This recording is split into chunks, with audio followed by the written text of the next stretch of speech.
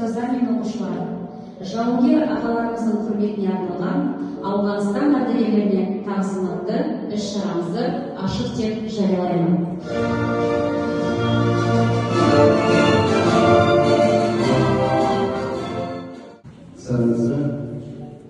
Я хочу сказать, вот на этом месте святое место для всех афганцев. Это вот мы,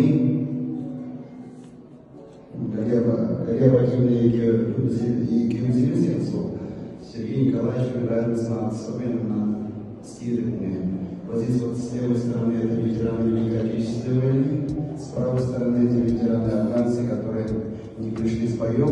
И небольшой рассказ о том, что у нас в городе, чем занимаются афганцы, какой военно-патриотической работой занимаются. Все это указано на этом сцене. Это очень важный сцен. А посередине у нас вот Кожин Валентин Михайлович погиб в Афганистане, выполнил интернациональный долг, посмертно награжден орденом Красная Звезда. Он в этой школе учился. Вот на этом этаже он учился тоже. И потому что он жил в 4-м микрорайоне. Вечная память Кожину Валентину Михайловичу. Вечная слава всем, кто прошел в Афганистан. Давайте минуту молчания почтим память Кожина Валентина Михайловича и всех афганцев, кто не пришел с своей войны. Минута молчания.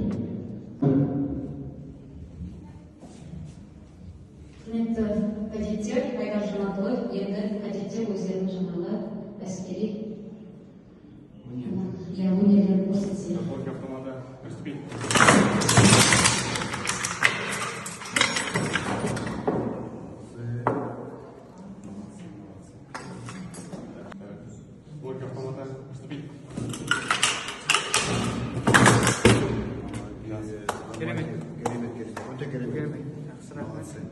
ОЗК-дан негізі біздің балар бірінші орын алды, әскердегі жігіттерден. Автоматтан енді олар алды орынды, ал ОЗК-дан біздің жігіттер алды. Ал, жақсы. Бастан.